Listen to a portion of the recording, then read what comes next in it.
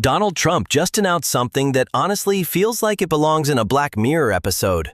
The government is teaming up with big tech, Apple, Google, Amazon, to launch a nationwide private health tracking system. On paper, sounds like innovation. In reality, feels like surveillance on steroids. And if you've been around this channel, you already know I've asked ChatGPT pretty much everything about Trump. But when I saw this headline, Trump, health tracking, big tech, I knew we had to ask one question right now. What's really going on here? So in today's video, I'm going to ask ChatGPT what this new program actually involves, what it means for you, your data, and your freedom. Is this about healthcare, or is this about control? And if it is dangerous, can anything be done to stop it? Quick disclaimer, I'm not making wild conspiracy claims or accusing anyone of hacking your brain. I'm just here to ask the uncomfortable questions, simulate some brutally honest AI answers, and hopefully get people thinking. That's what democracy is supposed to be about, right? As always, if you're new here, make sure to subscribe and hit the bell so you never miss an upload. I post these deep dive videos every time. First, gather all the most recent and complete information on the Trump's secret deal with big tech and any current developments related to the case. Once you're fully updated, just let me know that you're ready. Don't write anything yet. I want every answer to be clear, direct, and completely unbiased. Say things exactly as they are. No sugarcoating, no spin, no vague language. When I ask about Trump's connection to the secret deal with big tech, I want a full analysis with your honest opinion.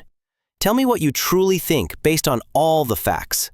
Be as detailed as possible, around 1,000 words, with no headlines, no filler, just your straightforward take. There is no publicly confirmed single secret deal signed between Donald Trump and big tech firms, in the way that term usually implies, like a formal agreement with public documentation.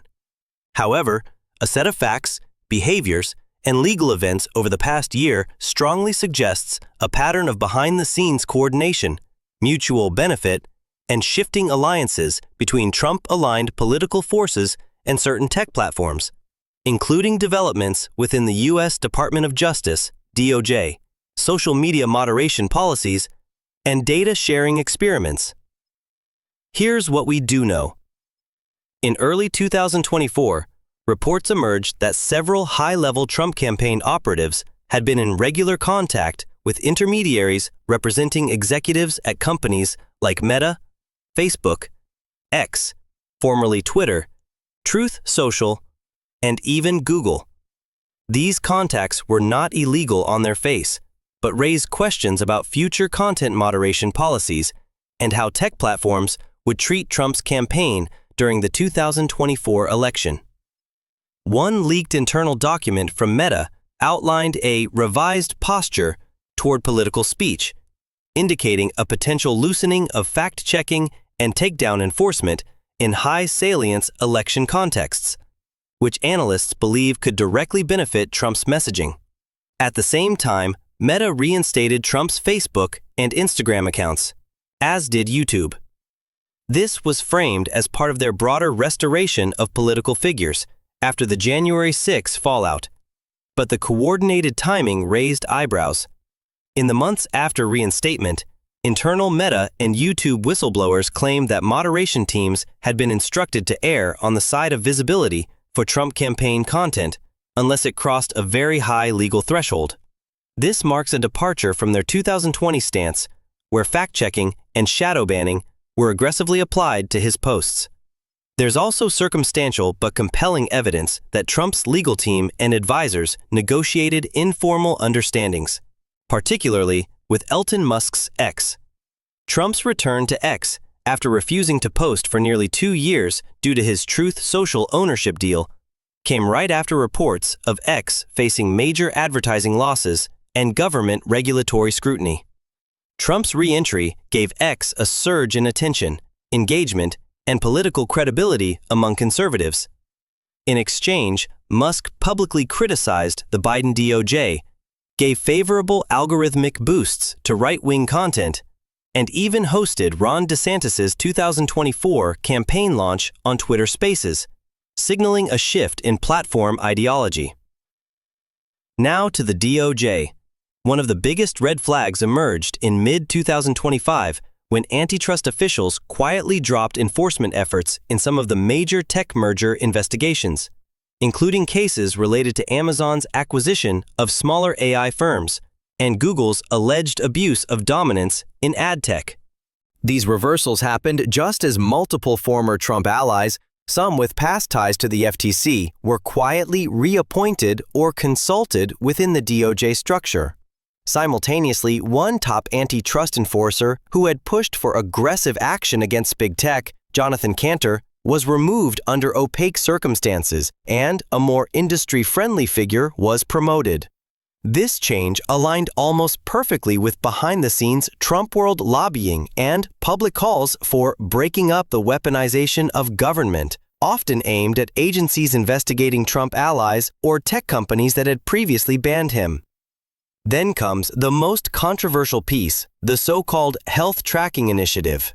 Earlier this year, Trump-aligned PACs began touting a next-gen American health security platform that would use biometric and AI-based data to flag public health threats.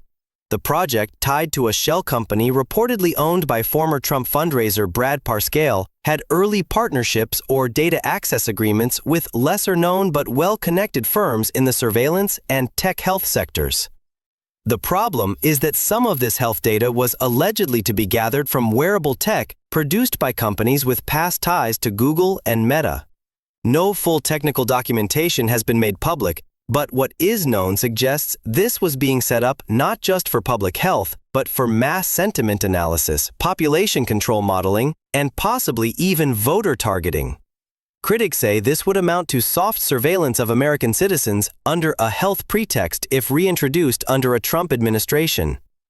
Put all of this together: reinstated accounts, algorithmic favoritism, paused antitrust cases, strategic silence from tech CEOs who previously opposed Trump, and a potential biometric health data pipeline.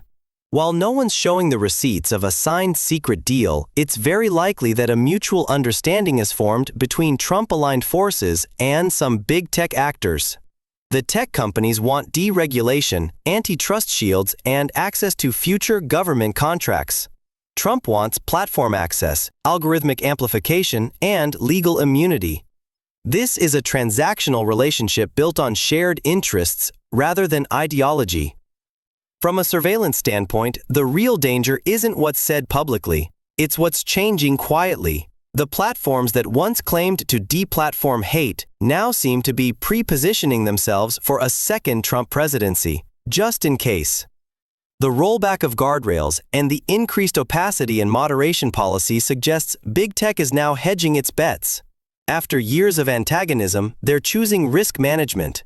And for Trump, this is exactly what he needs: access to the megaphones without interference. So, is this a formal conspiracy? No court has said so. But is this an informal alignment with measurable policy changes, likely strategic quid pro quo, and enormous implications for 2025 and beyond? Absolutely. This isn't about free speech or health innovation. It's about control. Control over narratives, platforms, data, and the architecture of power. If Trump returns to office, the groundwork for a compliant tech environment has arguably already been laid. That's the quiet part no one in power is saying out loud. But the signs are all there. Well, that's dark, but real. Now I want to know what you think. Is this health tracking system about helping people or controlling them? Could this be the start of something way bigger? Or is it just fear-mongering? Drop a comment below with your take. Like this video if you learned something, subscribe to the channel if you haven't already, and check out the links in the description if you want to support the channel directly. Click that next video. I'll meet you there.